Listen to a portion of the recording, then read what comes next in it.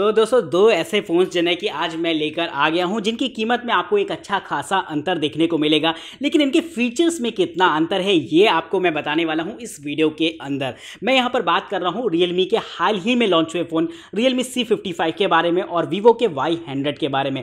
ये दोनों फ़ोन हालांकि लेटेस्ट हैं, लेकिन इनकी प्राइस रेंज में आपको काफ़ी अंतर देखने को मिल जाता है। तो एक तरीके से आप कह सकते हैं कि अनबेस्ड कंपैरिजन है, लेकिन ये तब तक है जब तक आप इस वीडियो को नहीं देखते, क्योंकि फीचर्स में बहुत हद तक सिमिलैरिटीज होने वाली हैं जिन्हें कि आप इन बॉक्सेस के ओपन होने के बाद ही जान पाएंगे। तो वीडियो में आखिरी तक हमारे साथ बने रहिएगा। ये फोन्स मेरे को मिले हैं DKG मोबाइल्स की तरफ से, तो अगर आप परचेज करना चाहते हैं तो उनके लिंक्स आपको डिस्क्रिप्शन बॉक्स में मैंने अवेलेबल करा दिए, जहां से जाकर आप चेकआउट कर सकते हैं। फिलहाल फटाफट ओपन करते हैं दोनों ही बॉक्सेस को, देखते हैं क्या खास है इनमें आपके लिए। तो दोस्तों ये रहता है Y100 का बॉक्स और साथ ही साथ रहता है C55। अगर हम इसके बैक पर देखते हैं तो आपको काफ़ी सारी सी टेक्निकल स्पेसिफिकेशन वगैरह दे रखी होती हैं जिन्हें कि आप एक बार ओवरव्यू कर सकते हैं, लेकिन इनके सभी के बारे में हम लोग आगे जाकर बात करेंगे ही। तो फटाफट बॉक्सेस को पहले ओपन कर लेते हैं और इनकी एसेसरीज को बाहर निकालते हैं। तो बॉक्स के अंदर आपको ये सारी एसेसरीज देखने को मिल जाती हैं। सबसे पहले अगर हम बात करते हैं यहाँ पर इनके चार्जर्स की, तो आप देख सकते हैं चार्जर दोनों के काफ़ी हैवी से लग रहे हैं और काफ़ी साइज वाइज देखा जाए तो काफ़ी इक्वल से आपको नजर आएंगे। तो दोस्तों यहां पर फटाफट एक बार इनकी आउटपुट रेटिंग को देखा जाए तो यहां पर आपको Vivo में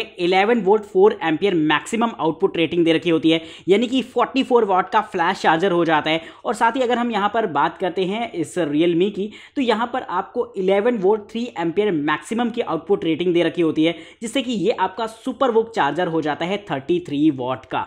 तो यार थोड़ा सा एक आप कह सकते हैं माइनर डिफरेंसेस हैं जो कि इनकी आउटपुट परफॉर्मेंस में है, लेकिन ओवरऑल मुझे लगता है कि कोई बहुत बड़ी दिक्कत नहीं आने वाली है इन चार्जर्स को लेकर। तो यहां पर कंपनी ऐसा क्लेम करती है Realme के लिए कि भाई आप इस 33 वॉट वाले चार्जर से केवल आधे घंटे के अंदर इस फोन को 50% तक चार्ज कर सकते हैं और 5000 mAh की बैटरी के ऑप्शन ये आपको देते हैं। वहीं Vivo में आपको जस्ट अपोजिट दे रखा होता है कि भाई 4500 mAh की बैटरी मिल जाती है और 60% तक आप इस फोन को चार्ज कर सकते हैं केवल आधे घंटे के अंदर, यानी कि कहीं ना कहीं एक माइनर डिफरेंसेस हैं जिन्हें कि आपको गौर करना होगा। अब दोस्तों नेक्स्ट बात करते हैं जाकर एक बार इनकी चार्जिंग केबल्स के बारे में। दोनों में ही आपको USB to Type-C केबल्स देखने को मिल जाती है और ओवरऑल देखी जाए तो दोनों की क्वालिटी भी मेरे को सिमिलर ही लग रही है, तो यहां पर कोई कंपैरिजन आपका नहीं बनता है।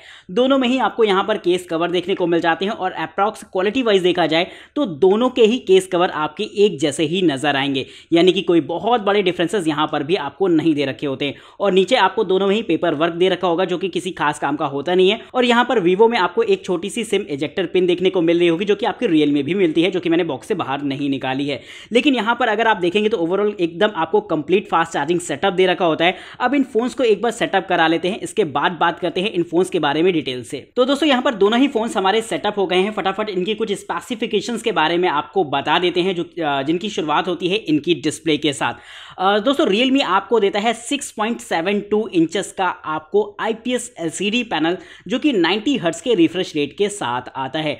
वहीं दोस्तों Vivo आपको देता है 6.38 इंचेस का AMOLED पैनल जो कि 90 हर्ट्ज के रिफ्रेश रेट के साथ आता है, यानी कि यहां पर साइज में तो आपको अंतर दे रखा होता है और साथ ही साथ पैनल की क्वालिटी में भी आपको डिफरेंसेस देखने को मिलेंगे जिन्हें कि आप गौर भी कर सकते हैं। हालांकि कहीं ना कहीं यहां पर दोनों में ही फुल HD प्लस का रेजोल्यूशन दे रखा होगा, जिसकी वजह से क्वालिटी में कोई बहुत बड़ा अंतर आपको फील नहीं आएगा। लेकिन आप अगर इस पर थोड़ा सा विंग एक्सपीरियंस की बात कर रहे हैं तो ये आपका Vivo में थोड़ा सा बेहतर रहेगा, क्योंकि यहां पर आपको HDR10 प्लस का सपोर्ट भी दे रखा होता है, जिसकी वजह से डिस्प्ले क्वालिटी अपने आप में एक नेक्स्ट लेवल चली जाती है। वहीं दोस्तों अगर हम इनके कैमरा पैटर्न की बात करते हैं तो यहां पर भी आपको थोड़ा सा अंतर देखने को मिल जाएगा। Vivo की बात करी जाए तो यहां पर आपको वाटर ड्रॉप नॉच दे रखी होती है, जहां पर आपका 16 मेगापिक्सल का सेल्फी कैमरा रहता है। वहीं दोस्तों Realme की बात करी जाए तो इसमें आपको बजट रेंज होते हुए भी पंच होल देखने को मिल जाती है, जिसमें कि आपका 8 मेगापिक्सल का सेल्फी कैमरा रहेगा। तो इनकी क्वालिटी के बारे में आगे जाकर बात करेंगे, लेकिन फिलहाल बढ़ना होगा एक बार इनके लुक के बारे में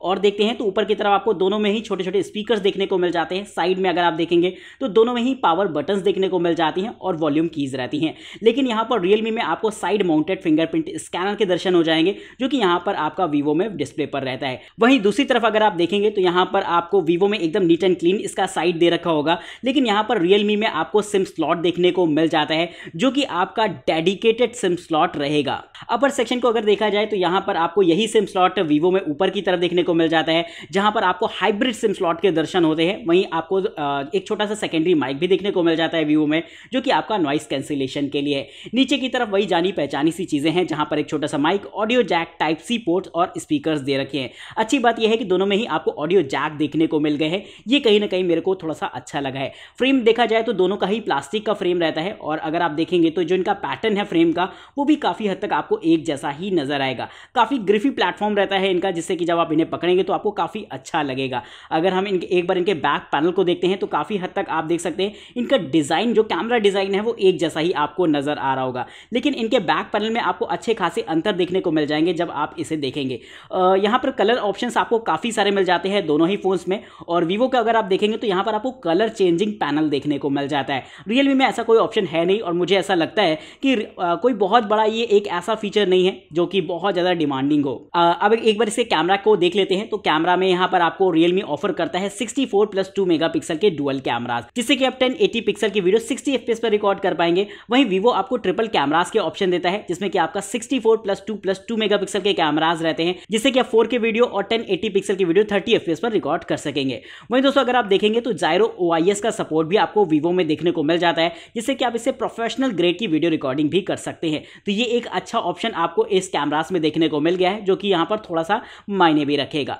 वहीं दोस्तों अगर आप देख पा रहे होंगे तो यहाँ पर मुझे लगता है कि सेंसर में कोई बहुत बड़ा अंतर देखने को नहीं मिला है। अभी इनके आगे जाकर हम लोग पिक्चर सैंपल भी देखेंगे तो और भी डिटेल से हम लोग को पता चलेगा। लेकिन एक बार इसकी टेक स्पेसिफिकेशन के लिए मूव करते हैं इसकी सेटिंग में, और देखते हैं भाई, ओवरव्यू करते हैं एक बार इसकी स्पेसिफिकेशन को कि फोन में आपको और क्या क्या देखने को मिल जाता है। शुरुआत करते हैं, यहाँ पर आपको फन टच OS दे रखा होता है Vivo में, वही Realme UI के दर्शन हो जाते हैं आपको Realme में। अगर आप प्रोसेसर की बात करते हैं तो यहाँ पर Vivo आपको Dimensity का 900 प्रोसेसर ऑफर करता है, वही Realme में आपको MediaTek Helio G88 प्रोसेसर देखने को मिल जाता है।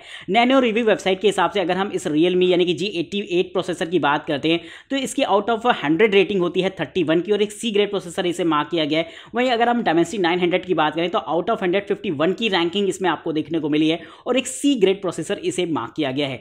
तो मुझे ऐसा लगता है कि कहीं ना कहीं प्रोसेसर के मामले में Dimensity 900 काफी बेहतर रहेगा, और चूंकि ये 5G फोन है और 5G प्रोसेसर भी यहाँ पर आपको देखने को मिल गया है, ये एक बहुत अच्छी चीज रहेगी। लेकिन यहाँ पर Realme C55 आपका एक 4G फोन है, और ऐसे में प्रोसेसर थोड़ा सा आपका वीक तो नहीं कह सकते हैं, बट एवरेज क्वालिटी का रहता है। अब दोस्तों चलना होगा, एक बार बात करनी होगी जाकर, यहाँ पर दोनों ही फोन्स में आपको रैम एक्सपेंशन के ऑप्शन देखने को मिल जाएंगे, जिससे कि आप यहाँ पर देख सकते हैं दोनों में ही आपको 8GB तक का रैम एक्सपेंशन देखने को मिल जाता है। फिर वो चाहे आप बात करें यहाँ पर Realme की या फिर Vivo की। तो अगर आप इसका कोई भी वेरिएंट लेते हैं उसमें आप 8GB तक की रैम को एक्सपेंड कर पाएंगे, जिससे कि परफॉर्मेंस आपको और भी काफी स्मूथ देखने को मिलने वाली है। Vivo में एक एडिशनल फीचर दे रखा होता है, वो है आपको IP54 की वाटर एंड डस्ट रेजिस्टेंस की रेटिंग मिल जाती है, जो कि मुझे ऐसा लगता है कि एक एडिशनल फीचर है जो कि आपका Realme में नहीं दे रखा होता है। अब दोस्तों एक बार इसके कैमरा की बात कर लेते हैं, भाई कैमरा में क्या क्या चीजें देखने को मिल गई हैं। तो फटाफट कैमरा को ऑन कराते हैं, इंडोर आउटडोर में कुछ इसे इस्तेमाल करते हैं, फिर आपसे डिस्कस करते हैं इसके कैमरा के बारे में। तो दोस्तों मैंने इससे काफी सारी इमेजेस वगैरह क्लिक करी हैं, जिन्हें कि आप यहाँ पर देख भी सकते हैं। और यहाँ पर क्वालिटी की बात करी जाए तो अब यहाँ पर चूंकि प्राइस पॉइंट पे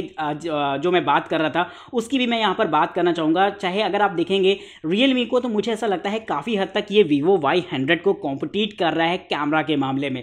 अगर आप शार्पनेस की बात करेंगे तो इस इमेज में Realme की ज्यादा है, और अगर हम इस इमेज की बात करते हैं तो यहाँ पर भी अप्रॉक्स सिमिलर परफॉर्मेंस ही आपको देखने को मिल गई है इसके कैमरा में।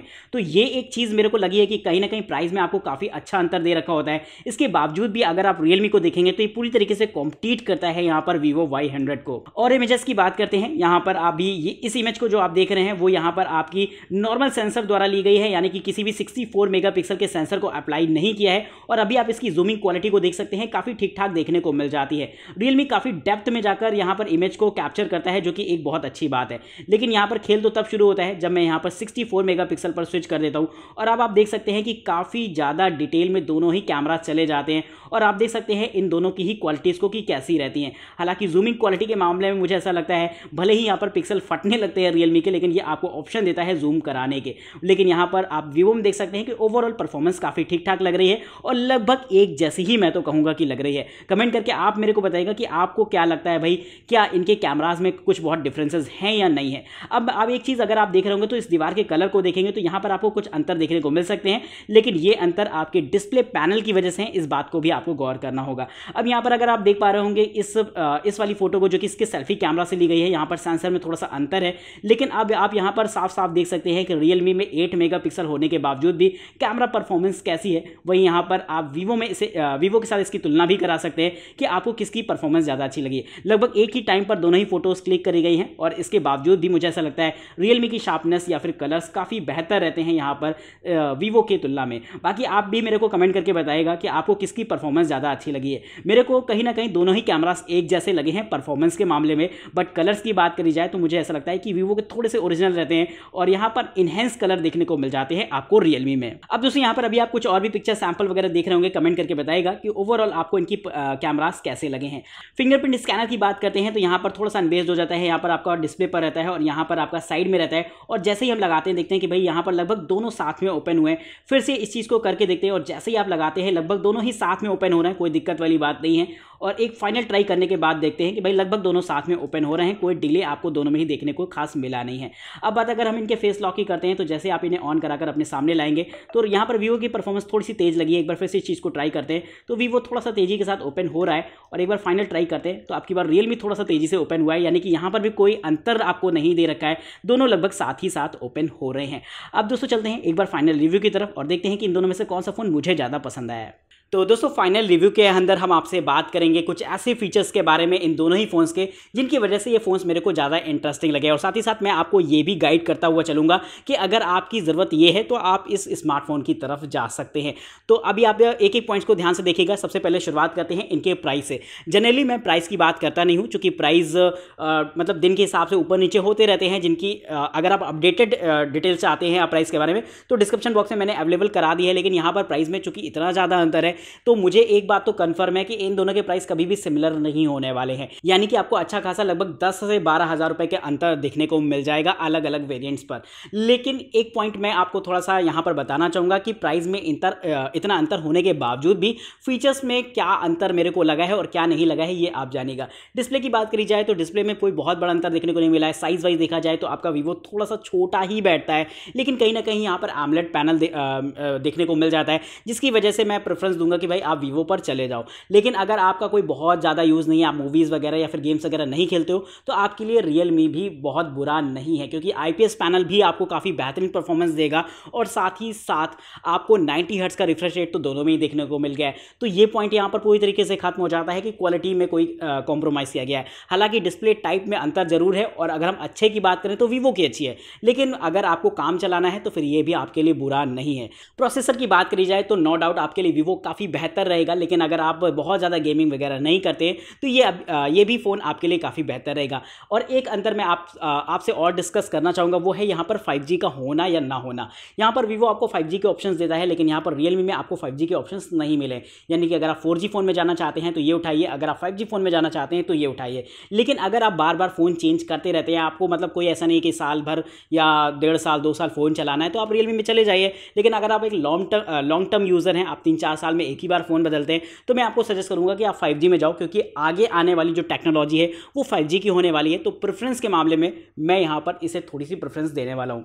अब दोस्तों यहाँ पर बैटरी के बारे में बात कर लेते हैं। यहाँ पर आपको 4500 mAh देता है वीवो, यहाँ पर आपको 5000 mAh देखने को मिल जाती है रियलमी में, जो कि एक माइनर अंतर है। और साथ ही साथ यहाँ पर इनकी चार्जिंग कैपेसिटी में भी थोड़ा सा अंतर है, क्योंकि यहाँ पर आपको 33 वाट मिलती है, यहाँ 44 वाट मिल जाती है, तो लगभग 11 वाट का अंतर है। लेकिन ये अंतर उतना मतलब हैवी मेरे को नहीं लगा है, क्योंकि लगभग दोनों में ही फास्ट चार्जिंग है। आपका ठीक ठाक आधे घंटे के अंदर दोनों ही फ़ोन लगभग आधे चार्ज हो जाते हैं, इतना इनफ है। बाकी अगर आपके लिए थोड़ा सा मायने रखता हो तो फिर कहीं ना कहीं वीवो इस मामले में आगे निकलता हुआ आपको दिखाई देगा, लेकिन ये बहुत बड़ा अंतर नहीं है। इसको देखकर आप जो है फ़ोन को अगर आप खरीद रहे हैं तो मेरे हिसाब से ये जस्टिफाइड पॉइंट नहीं है। बाकी आप बहुत सारे छोटे छोटे अंतर हैं जिन्हें कि मैंने आपसे इस वीडियो के अंदर डिस्कस किया है। अगर आपको इस वीडियो से कुछ इन्फॉर्मेशन मिली हो, कुछ नॉलेज मिली हो, तो हमें लाइक जरूर करिएगा और चैनल को सब्सक्राइब करना बिल्कुल मत भूलिएगा। हमारे इंस्टाग्राम हैंडल को भी फॉलो करिएगा ताकि इसी तरीके की मजेदार वीडियोस आपको वहां पर भी मिलती रहे। तब तक के लिए दोस्तों हमें दीजिए इजाजत। नमस्कार दोस्तों, जय हिंद, वंदे मातरम।